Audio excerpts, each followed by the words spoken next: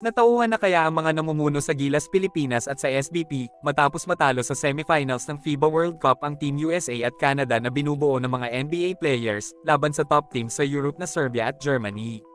Dapat na nga ba tayong kumuha ng international coach na may alam sa European basketball, at humugot ng mga Pinoy cager na kayang makipagsabayan sa mga European teams na nagdomina sa FIBA World Cup ngayon? Alam naman ng karamihan na ang Gilas Pilipinas national team ay binubuo lamang ng mga manlalaro sa PBA at Japan B-League. Sa ngayon ay sanib puwersa na ang rival teams na SMC at MVP para mas maging malakas ang ating koponan na isasabak sa mga international tournament. Pero ang malaking tanong dito, sapat na nga ba ito para makasabay tayo sa mga malalakas na team sa FIBA World Cup kagaya ng Germany at Serbia, na nakagawa ng biggest upset sa kasaysayan ng FIBA World Cup matapos talunin ang Team USA at Canada na binubuo ng mga NBA players? Alam naman natin na hindi naging maganda ang sinapit ng Gilas sa kanilang kampanya sa FIBA World Cup kahit mayroon pa tayong Jordan Clarkson na isang NBA player. Kitang-kita naman na hindi pa din sapat na meron tayong NBA player sa Gilas para talunin ang malalakas na team sa FIBA. Ayon sa mga former head coach ng Gilas na sina Radkato Roman at Tab Baldwin, kailangan na talaga ng Gilas na baguhin ang sistema at ang programa nito kung gusto natin maging competitive sa World Cup.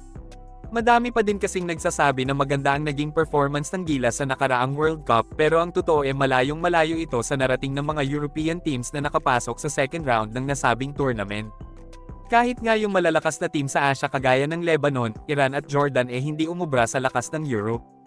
Kahit ang Team USA na puro mga NBA players nakatikim din ng masaklap na pagkatalo sa kamay ng Lithuania at Germany. Ang mas malala pa sa Team USA, hindi na naman sila nakapasok sa finals ng FIBA World Cup. Siguro naman madami nang natutunan ng Gilas at ang SBP sa pagkatalo ng USA at Canada sa FIBA World Cup. Sa ngayon, si Coach Tim Cone ang pansamantalang head coach ng Gilas sa paparating na Asian Games matapos mag-step aside ang kanyang kaibigan na si Chot Reyes. May natutunan din kaya si Tim Cone sa naging karanasan niya sa FIBA. Alam naman natin na si Coach Tim ay matagal nang nagko-coach sa PBA. Pero ang sistema na pinapatakbo niya sa liga ay hindi pang European style. Matatandaan na inadopt niya noon ang triangle offense ni former NBA coach Phil Jackson noong siya ay head coach pa ng Alaska. Sa ngayon kasi malaking problema ng Gilas ang paghahanap ng mga players na bubuo sa ating national team na sasabak sa Asian Games. Karamihan kasi sa mga players na naglaro sa FIBA bumalik na sa Japan para paghandaan ang B-League tournament. Kung tutuusin madaming magagaling na basketball players sa ating bansa pero hindi nabibigyan ng pagkakataon makapaglaro sa Gilas dahil nakafocus ang programa ng Gilas at SBP sa mga PBA players lamang. Isa sa naging problema dito ay ang politika. Madami tayong magagaling na basketball players na naglalaro sa ibang liga kagaya ng MPBL na matinding karibal ng PBA. Kagaya na nga lang ni Justin Baltazar na matagal nang sinasuggest ng mga basketball fans na mapabilang sa Gilas Pilipinas pero hindi na i-invite sa training camp ng national team dahil sa kanyang loyalty kay Tab Baldwin at Delta Pineda na parehong napolitika sa PBA.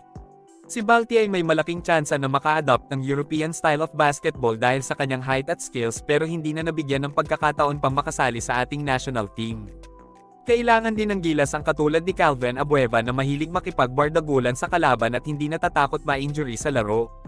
Makikita din kasi na karamihan sa mga player ng ating Gilas ngayon ingat na ingat sa kanilang laro na parang natatakot mabangga ng malalaking kalaban at takot magkaroon ng injury.